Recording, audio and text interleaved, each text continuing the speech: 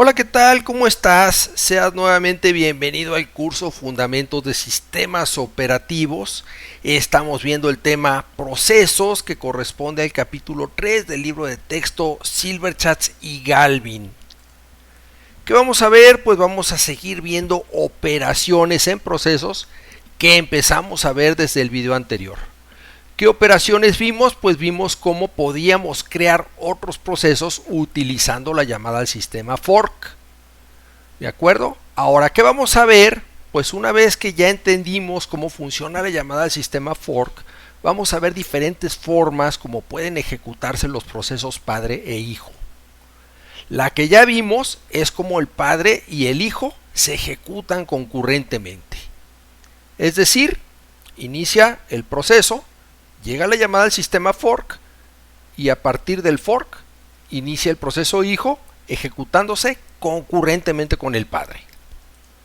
Pero también podemos hacer que el proceso padre espere a que el proceso hijo termine. ¿Cómo lo vamos a hacer? Pues vamos a utilizar esta llamada al sistema que es wait. ¿Qué ocurre aquí? Pues el proceso inicia, ejecuta el fork regresa un valor que ya sabemos que en el padre es un valor diferente de 0 y en el hijo es 0. Por lo tanto, en el proceso hijo se va a cumplir esta condición y va a entrar al if. En el padre no se va a cumplir esta condición y el control se va a transferir a la sentencia que está donde termina el if. ¿Qué se va a encontrar aquí el padre? Pues el padre se va a encontrar con un wait donde aquí va a esperar a que el hijo termine. ¿De acuerdo? El hijo continúa su ejecución y llega la llamada al sistema exit, que el exit lo que hace es provocar la terminación de un proceso. Entonces, aquí termina el proceso y en cuanto termina el hijo, el padre puede continuar con las sentencias que están después de la llamada al sistema wait. También vamos a ver cómo podríamos hacer que uno de los procesos, en este caso el hijo, ejecute un programa diferente, un programa nuevo. Por ejemplo, aquí tenemos al proceso padre que está ejecutando estas sentencias y de repente se encuentra con una llamada al sistema fork donde se crea un proceso hijo y el hijo inicia su ejecución en la sentencia que está después del fork. Es decir, en este momento padre e hijo ambos se van a encontrar en el if. Sabemos que en el padre el valor que regresa fork es diferente de 0 y por lo tanto esta condición no se va a cumplir. En el hijo sabemos que el valor que regresa fork es 0, por lo tanto esta condición se va a cumplir. ¿Qué va a pasar? Pues que en este momento el hijo ejecutaría la llamada al sistema exec. ¿Qué va a pasar ahí? Pues esta llamada al sistema lo que va a hacer es que va a reemplazar el espacio de memoria de un proceso con un programa nuevo. Por lo tanto, lo que va a pasar aquí es que el hijo ejecuta otro programa. ¿De acuerdo? Y este programa inicia su ejecución a partir de donde este programa inicia. Ok, aquí tenemos, por ejemplo, un árbol de procesos típico en un sistema operativo Unix, donde inicialmente tendríamos un proceso root, que root crearía los procesos pageDaemon, swapper e init. E init pues va a empezar a crear los procesos para cada uno de los usuarios que se conectan, usuario 1, usuario 2, usuario 3. Y pues aquí tenemos el ejemplo que el usuario 3 empieza a crear más procesos, que a su vez empiezan a crear más procesos. Y de esta manera se va creando un árbol de procesos.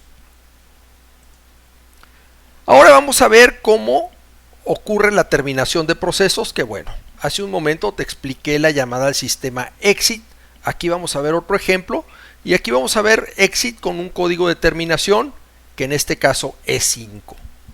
¿Qué hace exit? Pues la llamada al sistema exit termina con la ejecución de un proceso, se encarga de retirar los recursos que está utilizando y lo deja preparado para su posterior terminación. De esta manera inicia el proceso, ejecuta la llamada al sistema fork, pues ya sabemos aquí qué sucede con el padre y con el hijo. Sabemos que fork regresa a 0 en el hijo y entonces el hijo lo que va a hacer es que va a ejecutar este printf y por lo tanto vemos este mensaje, soy el hijo en la pantalla. Y el hijo pues llega a esta sentencia exit con un código de terminación que en este caso es 5.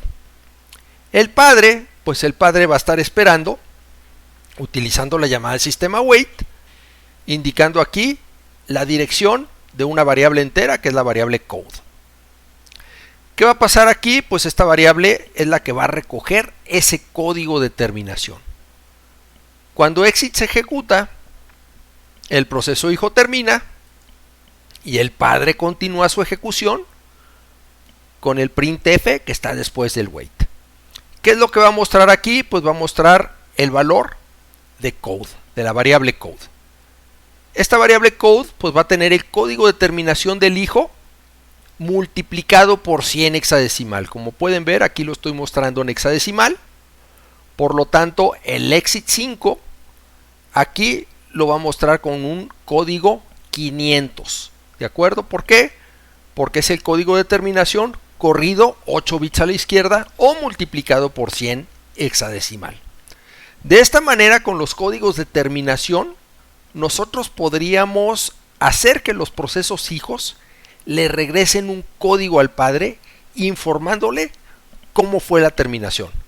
Es decir, vamos a poner un ejemplo. Un proceso padre crea un proceso hijo al cual le va a delegar una tarea.